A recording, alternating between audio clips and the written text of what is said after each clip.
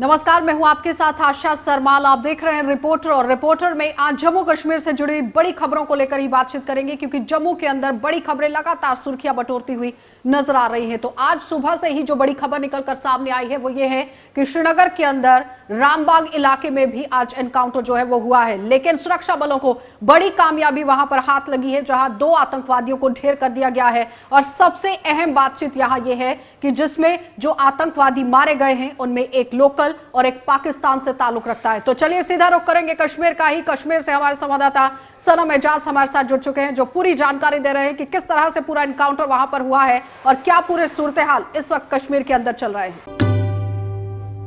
श्रीनगर का बरजुला का इलाका आज सुबह उस वक्त दहल भी उठा जब यहां गोलियां और गोले चलने की आवाज सुनाई दी, और उस दौरान ये भी बताया गया कि यहां मिलिटेंटों की मौजूदगी और उसके बाद फोर्सेस का एनकाउंटर, और इस एनकाउंटर के दौरान 2 मिलिटेंट करीबन 11 बजे मारे जाने का पुलिस ने ऐलान भी किया। साफ जाहिर है श्रीनगर में और श्रीनगर के बरजुला के इलाके में काफ़ी सालों बाद इस तरह का वाक़ा पेश आया है, और जहां पिछले दिनों पुलिस और सुरक्षा बलों ने यह भी दावा किया था कि कश्मीर या श्रीनगर में अब मिलिटेंसी तकरीबन श्रीनगर में ख़त्म हो चुकी है, लेकिन आज एक बार फिर श्रीनगर के इस इलाके में हुई सूरत-ए-हाल ने सबको हिला के रखा है। श्रीनगर के बरजुला के इलाके में हुए एनकाउंटर के दौरान डीजी कश्मीर ने बाद में प्रेस कॉन्फ्रेंस भी दी, और उससे पहले मौके पर आईजी कश्मीर जो इस ऑपरेशन की निगरानी कर रहे थे ने यहाँ मीडिया को यह भी बताया कि उन्हें कल शाम को ही सूचना मिली थी कि यहाँ 2 मिलिटेंट हैं। और प्रेस कॉन्फ्रेंस में डीजी ने यह भी बताया कि मिलिटेंटों की मौजूदगी और उसके बाद हुए एनकाउंटर के दौरान अब ये भी मालूम हुआ है कि यहाँ मारे गए मिलिटेंट का ताल्लुक लश्कर-ए-तैयबा से है, और उनमें से एक पाकिस्तानी है, एक लोकल ही है। डीजी ने इस प्रेस कॉन्फ्रेंस में ये भी बताया कि फोर्सेस को बड़ी कामयाबी मिली है, और जो पाकिस्तानी मिलिटेंट इस ऑपरेशन में मारा गया वो इस साल ही इन्फिल्ट्रेट करके आया था, और उसने पहले नॉर्थ कश्मीर अपनी बेस बनाई थी, उसके बाद वो साउथ कश्मीर शिफ्ट हुआ था, और अब श्रीनगर में भी अपनी बेस बनाने की कोशिश कर रहा था। कुल मिला के आज के इस एनकाउंटर के बाद जो आफ्टर मार्थ रहता है, यानी उस दौरान जो वाक़ा देखने को मिलते हैं वो भी किसी हद तक देखने को मिले, लेकिन बड़ी तादाद में फोर्सेस की डिप्लॉयमेंट की वजह से ये सब कुछ बाद में शांति हो गया। फिरदौस अहमद के साथ सनम एजाज, श्रीनगर कश्मीर। चलिए, तो आपने देखा कि सनम का क्या कुछ कहना था। वो किस तरह से कहते हुए नजर आ रहे हैं कि एसओजी की टीम और सीआरपीएफ की टीम भी मौके पर पहुंची है और चप्पे चप्पे को खंगालने की कोशिश की गई। और जाहिर तौर पर जब आतंकवादी अपने मंसूबों को अंजाम देने की कोशिश करते हैं तो हमारे सुरक्षा बल कमर कसकर किस तरह से उन्हें मौत के घाट उतारते हैं वो सबके सामने रहता है। लेकिन बड़ा सवाल यहां पर यह है कि इतना कुछ होने के बावजूद भी इस तरह से घटनाएं पेश आ रही है, लेकिन आप देखिए कि सुरक्षा बल लगातार मुस्तैद। चलिए, अब आपको इरफान के पास लिए चलेंगे, क्योंकि शहर श्रीनगर के अंदर इरफान इस वक्त पहुंचे हुए हैं, और आईजी कश्मीर की तरफ से किस तरह से बयानबाजी आज की गई है वो भी देख लीजिए, और उसके बाद रिपोर्ट दिखाते हैं इरफान की। कि बरजुला की जहां हम लोग खड़े हैं बगल वाले मोहल्ला में 2 टेररिस्ट छिपे हुए हैं, जिसमें एक पाकिस्तानी लश्कर-ए-तैयबा का सैफुल्लाह है, दूसरा एक साउथ कश्मीर का लोकल एलटी का है। सीआरपीएफ और पुलिस ने मिलकर कॉर्डन डाल दिया है, ऑपरेशन चल रही है। हम लोग बहुत जल्दी इसको यूटिलाइज कर लेंगे। ये वही सैफुल्लाह है जो सितंबर में एक अटैक हुआ था सीआरपीएफ पर, जिसमें एक हमारे सीआरपीएफ के एएसआई शहीद हो गए थे। रिसेंटली जो नौगांव बाईपास पर अटैक हुआ था, जिसमें सीआरपीएफ के 2 शहीद हो गए थे, 3 जख्मी हो गए थे। ये वही टेररिस्ट है।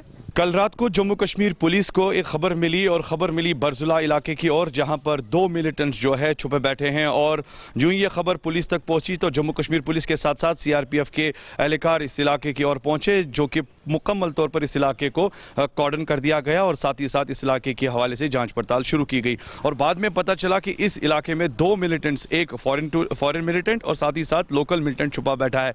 और जिस तरीके से हमने देखा कि आज सुबह सुबह यहाँ पर बरजुला इलाके में गोलियों का तबादला शुरू हुआ, यानी एनकाउंटर शुरू हुआ, जिसमें मिलिटेंट्स के साथ साथ पुलिस के एहलकार जो है इस मुठभेड़ में लगातार जुड़े। और अब ये खबर आ रही है कि इसी स्पॉट पर, जबकि ये तबादला जो है तकरीबन 4-5 घंटे के हवाले से रहा, इसी स्पॉट पर जो है 2 मिलिटेंट्स जो है उन्हें मारा गया है। एक जो कि लश्कर-ए-तैयबा से जुड़ा है, जिसका नाम सैफुल्लाह बताया जा रहा है, और साथ ही साथ जो दूसरा मिलिटेंट है वो साउथ कश्मीर से, यानी लोकल जो मिलिटेंट है उसे भी बताया जा रहा है। फिलहाल हम कह सकते हैं कि मिलिटेंट के साथ साथ एनकाउंटर जो है ख़त्म हो चुका है, और मुकम्मल तौर पर इस इलाके की जांच पड़ताल जारी है।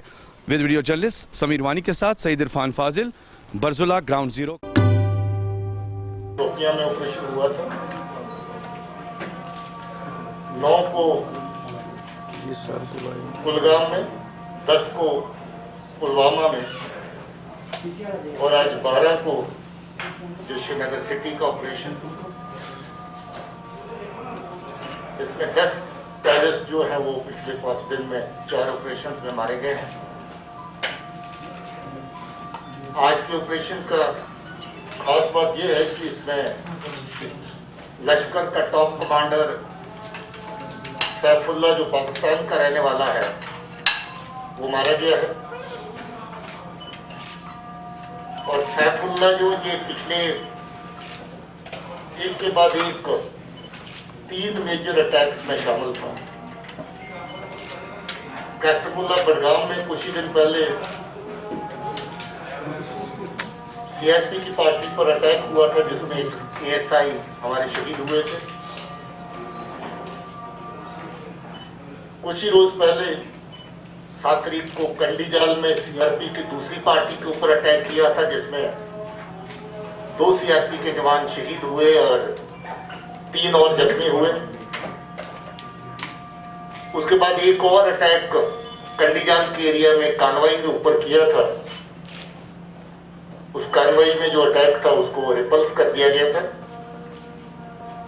और नौगाम के बगल में जो पुलिस के 2 जवान, आर्मड पुलिस के जो 2 मारे गए थे उसमें भी सैफुल्ला और आदिल अलियास टिप्पू सुल्तान शामिल थे। आदिल भी एक एनकाउंटर में पहले ही पुलवामा में सिरहामा में एनकाउंटर हुआ था, उसमें मारा जा चुका है।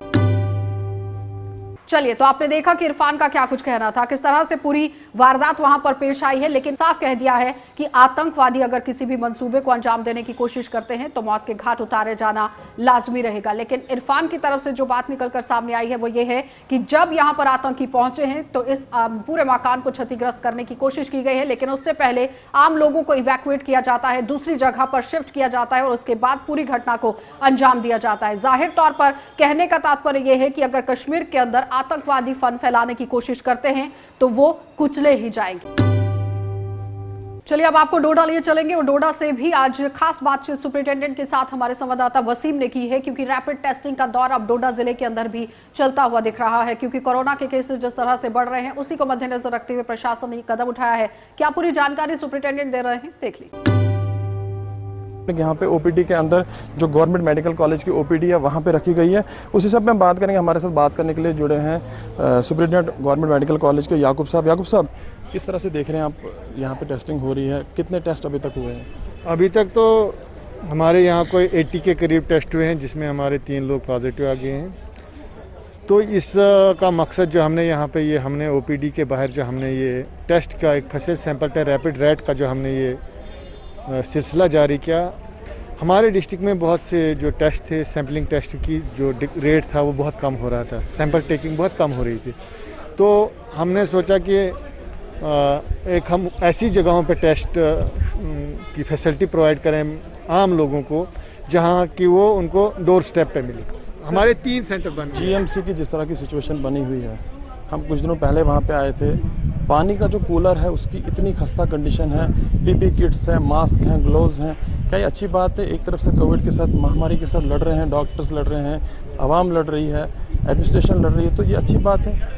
नहीं, ये कौन सी अच्छी बात है। अगर कहीं पे कोई चीज़ आपने देखी और उसको आपने हमारे नॉलेज में लाए तो हम उसको फ़ौरन उसी वक्त उस पर एक्शन करेंगे और उसके खिलाफ और उसको प्रॉपर सेग्रीगेशन और उसको प्रॉपर डिस्पोज करेंगे। सर, दूसरी एक कंप्लेंट सामने आ रही है जो आज भी आ रही है और काफ़ी दिनों से आ रही है कि जीएमसी के अंदर जो आपने एक वार्ड एक बनाया गया है जहाँ पे पॉजिटिव केसेस आप रखते हैं, उनके जो अटेंडेंट हैं उनके साथ हैं, उनसे आप काम करवाते हैं। लोगों का कहना है, जो वहाँ पे आते हैं उनका कहना है कि सिलेंडर उनको बताया जाता है आप सिलेंडर स्टोर से लाएं।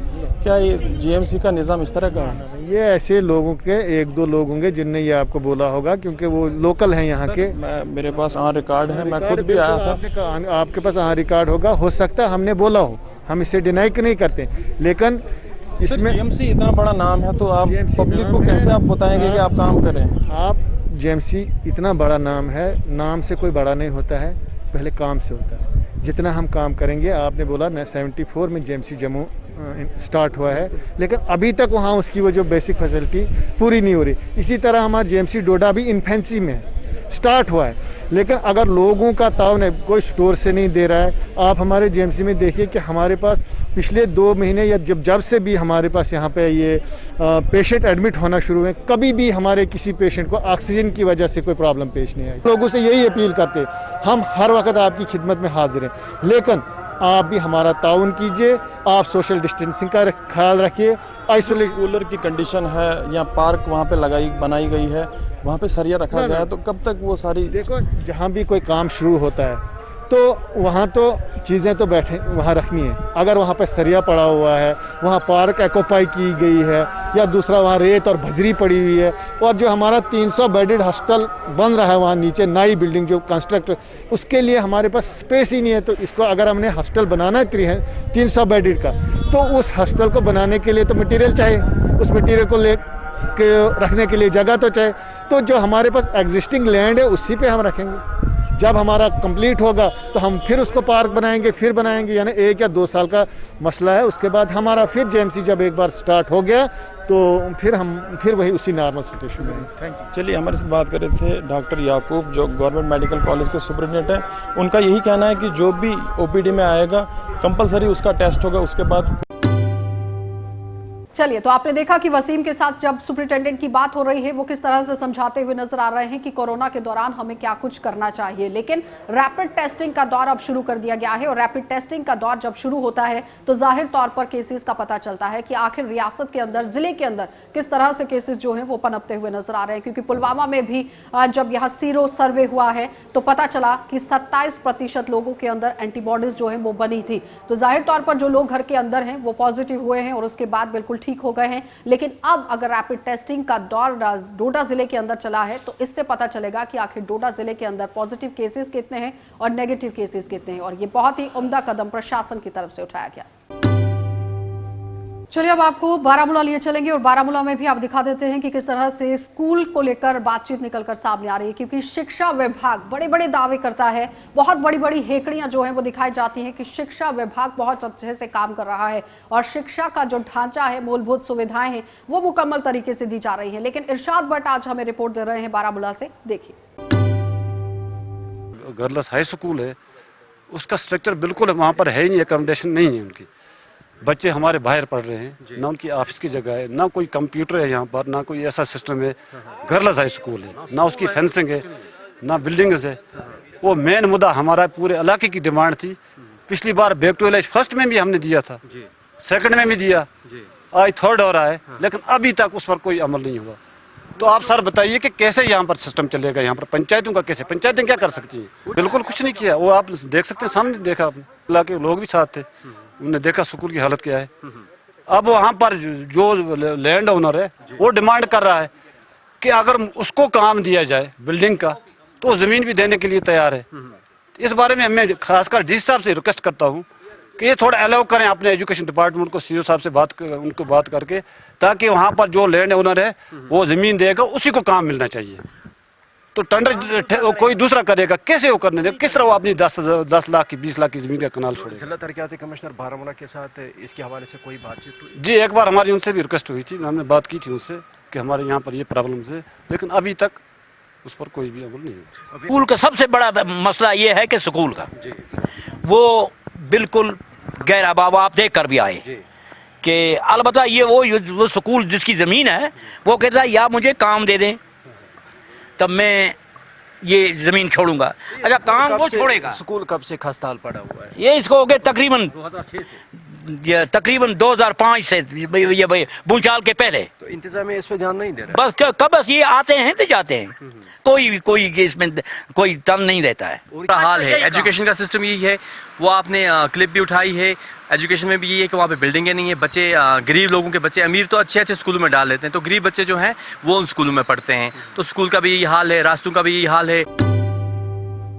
चलिए, अब आपको लिए चलेंगे श्रीनगर और श्रीनगर से आपको दिखाते चलें कि हमारे सहयोगी तजम्मुल हमें पूरी जानकारी दे रहे हैं कि किस तरह से चुनाव अब यहां करवाए जाएंगे। क्योंकि दिसंबर 2020 में जम्मू कश्मीर के अंदर चुनाव कराए जाएंगे, किस तरह से पूरी सिक्योरिटी को फराहम किया जाएगा, देखिए। जम्मू कश्मीर में इंतखाबात होंगे और ये इंतखाबात जो हैं जो कि पंचों और सरपंचों के होंगे वो अब 2020 यानी दिसंबर के आखिर तक होंगे, यानी 2020 में ही ये मुनक्किद किए जाएंगे। इन बातों की जानकारी चीफ इलेक्टोरल ऑफिसर ने एक अफसरान की मीटिंग में जायजा लेने के बाद किया और इस पे वर्कआउट जो है वो आखिरी स्टेज में दाखिल हो चुका है। 13,000 पंचों और सरपंचों की खाली पड़ी निशस्तों के साथ साथ इन इंतखाबात को अहसन तरीके से अंजाम देने के लिए जम्मू कश्मीर में चीफ इलेक्टोरल ऑफिसर का दावा है कि मुनासिब सिक्योरिटी उम्मीदवारों को फराहम की जाएगी और अब की बार इसमें बैलेट का इस्तेमाल किया जाएगा और पर्ची का इस्तेमाल होगा। और जो इन इलाकों में जिसमें कुलगाम, बारामुल्ला और मुतअद्दिद इलाके हैं जिनमें शोपियान है, अनंतनाग है और ऊपरी इलाके हैं जहां पर सिक्योरिटी खदशात की वजह से इंतखाबात नहीं हो पाए थे, वहां पर इंतखाबात मुकम्मल होंगे। लेकिन जो एक नोटिफिकेशन उम्मीद थी कि शायद अक्टूबर में निकलेगी और उसके बहुत जल्द इंतखाबात होंगे, फिलहाल ऐसे आसार नजर नहीं आते, बल्कि दिसंबर यानी जब 2020 का आखिरी महीना होगा साल का तो इंतखाबात मुकम्मल किए जा सकते हैं, जिसके लिए तैयारियां इंतजाम जो है हतमी मरहले में दाखिल हो चुके हैं। इसी के साथ जम्मू कश्मीर में chief of the army staff ने अब दौरा शुरू किया और दौरे के दौरान जम्मू के ऊपरी इलाकों में दौरा करने के बाद नगरोटा जम्मू में एक आर्मी के अफसरान के साथ एक मीटिंग मुनक्किद हुई जिसमें मिलिटेंसी, इन्फिल्ट्रेशन, दरअंदाजी या सरहद के इस तरफ इन्फिल्ट्रेशन को लेकर काफी ज़ेर बहस बातें लाई गई। बताया जाता है कि बिपिन रावत को अगली चौकियों पर जवानों अफसरान से मौका मिलने का और उन्हें बताया कि किस तरह से जम्मू कश्मीर में अब मिलिटेंसी को, दरअंदाजी को या इन्फिल्ट्रेशन को रोकने के लिए किस तरह से इकदाम किए जा सकते हैं। वाज़ेह रहे कि कृष्णा घाटी सेक्टर के बाद नौशहरा और जम्मू के ऊपरी इलाकों में कहीं न कहीं जगहों से कई एक इन्फिल्ट्रेशन की वारदातें देखने को मिली और रवां सीजन में अभी तक तकरीबन 1000 से ज़ायद बार कुल मिलाकर जम्मू कश्मीर में जो दावा किया गया खबरों में, अखबारी ज़राइयों में कि 1000 से ज़ायद बार ऐसा हुआ कि जब इन्फिल्ट्रेशन के जरिए अब जो सीज फायर का वायलेशन है वो किया गया है। बिपिन रावत ने न सिर्फ जवानों अफसरान पर जोर दिया कि वो सरहद की पूरी तरह से निगाह रखें, बल्कि साथ ही साथ बर्फ पड़ने से पहले इन्फिल्ट्रेशन में कोई ज्यादा केसेस ना आए, जिसके लिए जवानों को बड़ा चौकना और होशियार रहने की सलाह दी गई। साथ ही साथ बिपिन रावत को सरहदी तनाव जिसमें चाइना और इंडिया के बीच में जो इस वक्त हालात चल रहे हैं उसके बारे में भी जानकारी दी गई। चलिए, तो आपने देखा कि तजम्मुल का क्या कुछ कहना था कि सिक्योरिटी को मद्देनजर रखते हुए हर बार चुनावों को यहां पर टाला गया है, क्योंकि 2018-2019 में भी जब चुनावों को रोका गया था तो आतंकवादियों की गतिविधियों की वजह से रोका गया। क्योंकि 2018 की बात अगर हम आपको यहां याद दिलाना चाहें तो 2018 में आतंकवादियों की तरफ से धमकियां दी गई थी, उस वक्त चुनावों को रोकना पड़ा। लेकिन 2019 की अगर हम बात करें, जिसमें फरवरी और मार्च में चुनाव करवाने की बात कही गई थी, जिसमें जम्मू संभाग में 4 चरणों में चुनाव होने थे और कश्मीर के अंदर 8 चरणों में चुनाव होने थे, लेकिन सुरक्षा को मद्देनजर रखते हुए चुनावों को रोक दिया गया, यहां बिल्कुल इन्हें पोस्टपोन कर दिया गया। लेकिन अब दिसंबर 2020 के लिए अगर बोला गया है तो जाहिर तौर पर इस पर निरीक्षण करना, इस पर चेक लगाना बहुत जरूरी रहेगा कि क्या सुरक्षा लिहाज से बिल्कुल मुकम्मल तरीके से काम हो पाएगा या नहीं, क्योंकि विपिन रावत भी लगातार दौरे पर पहुंच रहे हैं और इन्फिल्ट्रेशन जिस तरह से हो रही है इस पर वो अपनी नजर गड़ाए हुए हैं। चलिए, अब आपको राजौरी लिए चलते हैं और राजौरी में आपको दिखा देते हैं कि स्वास्थ्य विभाग के अंदर किस तरह से काम चल रहा है, क्योंकि आज रविंदर रैना ने अस्पताल का दौरा किया है और क्या कुछ पूरा जायजा लिया गया है। ग्राउंड जीरो पर ही जमशेद मलिक पहुंचे हुए थे, देखिए। जम्मू कश्मीर के 7 जिला राजौरी में कोविड-19 का कहर लगातार बरस रहा है और राजौरी एक ऐसा ज़िला है जहां पिछले कुछ दिनों से लगातार लोगों की इसमें अमवात हो रही हैं। आज बीजेपी स्टेट प्रेसिडेंट ने राजौरी के हॉस्पिटल का दौरा किया। इनसे जानेंगे किस तरह के हालात इन्होंने राजौरी में देखे और सर, जिस तरह आपने आज यहाँ पर दौरा किया है, क्या क्या खामियाँ पाई? कोरोना वायरस महामारी इस समय पूरी दुनिया के अंदर इसका एक भयंकर रूप सामने आया है। पूरी दुनिया में लाखों लोगों की जान गई है। हमारे देश के अंदर भी इस महामारी ने बहुत ही भयंकर रूप धारण किया है। हमारे हॉस्पिटल्स के अंदर जो सरकारी गवर्नमेंट हॉस्पिटल्स हैं, यहाँ अच्छी व्यवस्था हो, इसके लिए हम बार बार प्रयास कर रहे हैं। पिछले दिनों चाहे गवर्नमेंट मेडिकल कॉलेज जम्मू है, मेडिकल कॉलेज कठुआ है, डोडा है, अनंतनाग है, बारामूला है, हर एक मेडिकल कॉलेजेस के अंदर यहाँ कोरोना वायरस के पेशेंट्स का इलाज चल रहा है। कुछ एक हॉस्पिटल्स की बहुत सारी कंप्लेंट्स हमारे सामने आई और हम लगातार हॉस्पिटल्स का टूर करके जम्मू कश्मीर के हमारे ऑनरेबल लेफ्टिनेंट गवर्नर साहब को अप्राइज कर रहे हैं, चीज़ें ठीक की जा रही हैं। चूँकि ये बीमारी बड़ी तेज़ी से फैली है और हमने देखा है कि जो हमारा डिस्ट्रिक्ट राजौरी है, यहाँ भी बड़ी तादाद में इस कोरोना वायरस ने की लपेट में बहुत सारे पेशेंट्स लोग आए हैं, बहुत सारे लोगों की जान भी गई है। और हमने हॉस्पिटल्स का विजिट करके यहाँ के प्रिंसिपल्स, यहाँ के सुपरिटेंडेंट्स, सीनियर डॉक्टर्स के साथ सारी बातचीत करके यहाँ के हालात को समझा है। जो हॉस्पिटल्स में कमियां हैं, शॉर्टफॉल्स हैं, मेडिकल ऑफिसर्स, सर्जन्स या जिसकी भी कमी पेशी है उसको हम दूर करेंगे। मैंने हॉस्पिटल जो मैनेजमेंट है उनसे रिक्वेस्ट भी की है कि हमारा रोस्टर्स जो है, जो आप बनाते हैं वो बढ़िया से उसको और अच्छा स्ट्रेंथन किया जाए। Seniors, experience doctors, medical officers दिन के समय और साथ साथ रात को भी यहाँ पेशेंट्स की पूरी केयर करें। एक बहुत प्रेस्टिजियस मेडिकल कॉलेज है जो राजौरी, पुंछ दोनों डिस्ट्रिक्ट्स को कैटर करता है। सर एक सवाल, राजौरी में डॉक्टरों से लोगों को शिकायत नहीं रही क्योंकि राजौरी के डॉक्टरों ने अपना काम पूरी तरह किया, दिन रात चाहे वह कमियां हैं वो सिस्टम में चलाने के लिए। जिस तरह अगर हम ये कहें कि यहाँ पे ऑक्सीजन प्लांट की बात यहाँ तक कहें कि बहुत ज़रूरी था कि मेडिकल कॉलेज होने के बावजूद यहाँ ऑक्सीजन प्लांट नहीं, उसके लिए आप क्या करने जा रहे हैं? देखिए, यहाँ तक ऑक्सीजन प्लांट की बात है, उसकी मंजूरी दे दी गई है, पहले यहाँ नहीं थी और उसका जल्द यहाँ हम काम शुरू करेंगे।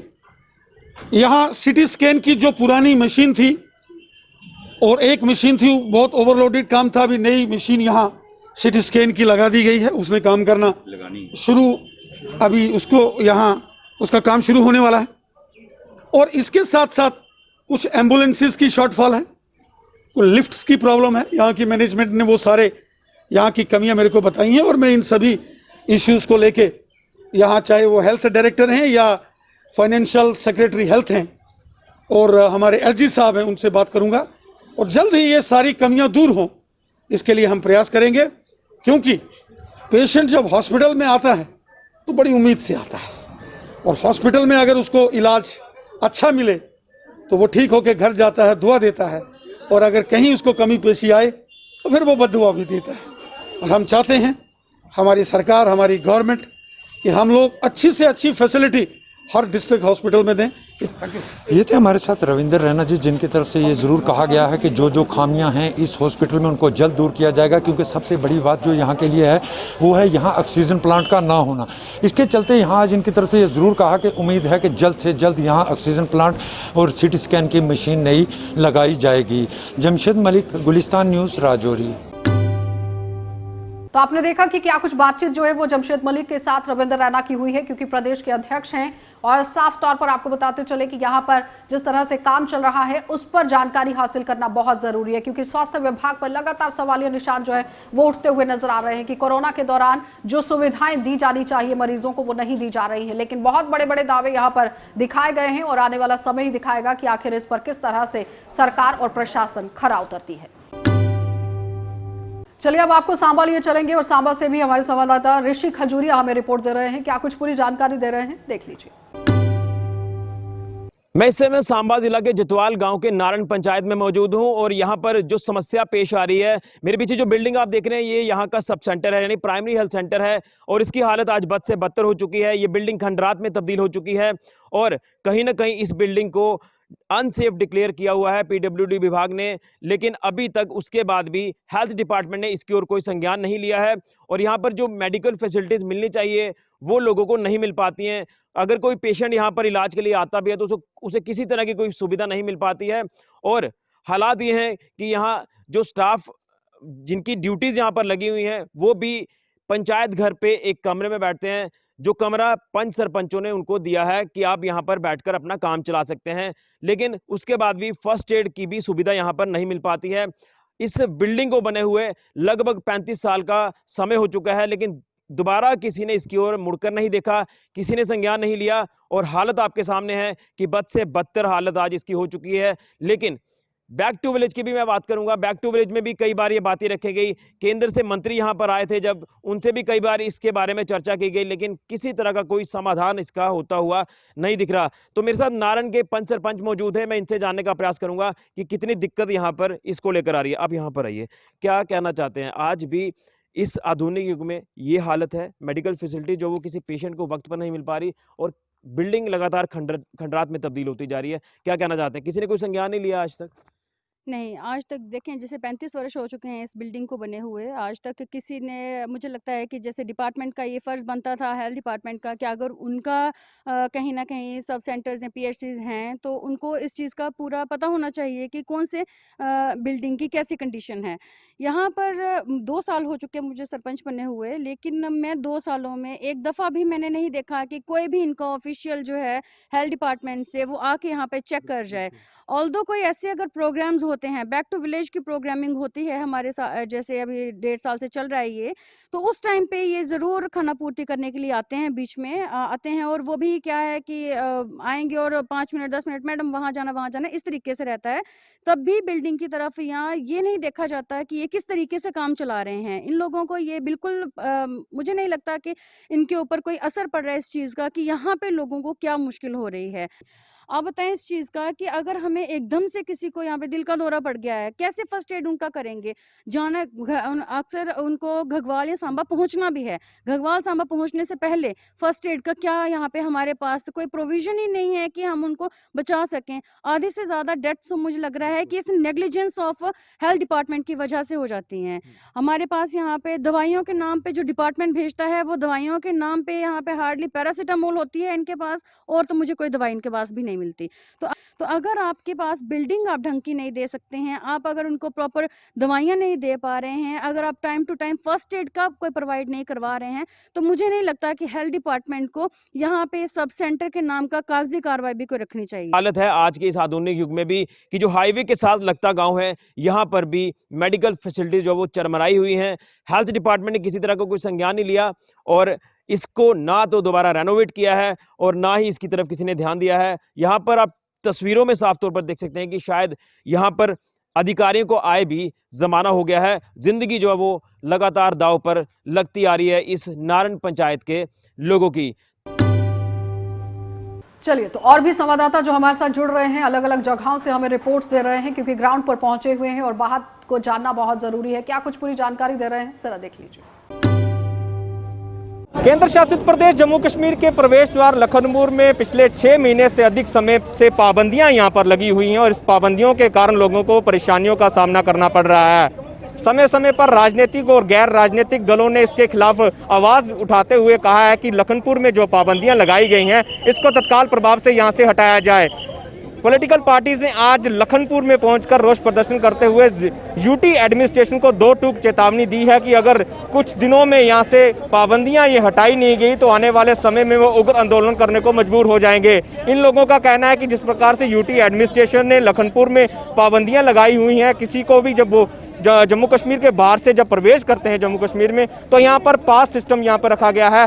2-3 घंटे यहाँ पर लाइनों में लगकर आप लोगों को पास बनवाने पड़ते हैं और पास बनाकर ही जम्मू कश्मीर में एंट्री दी जाती है। ऐसे में अब ये लोगों ने डिमांड की है कि जल्द से जल्द लखनपुर में ये पाबंदियां हटाई जाए। जिस प्रकार से पूरे भारत में पाबंदियां हटाई गई हैं, गाइडलाइंस हैं कि किसी भी यूटी और स्टेट के बॉर्डर बंद नहीं रहेंगे, ऐसे में जम्मू कश्मीर के प्रवेश द्वार में इस तरह की पाबंदियां क्यों हैं? इसी बात को लेकर ऑल पार्टीज ने आज लखनपुर में रोष प्रदर्शन करते हुए यूटी एडमिनिस्ट्रेशन को 2 टूक चेतावनी दी है।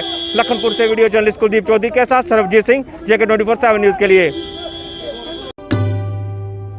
फिलहाल आप देखते रहिए कार्यक्रम।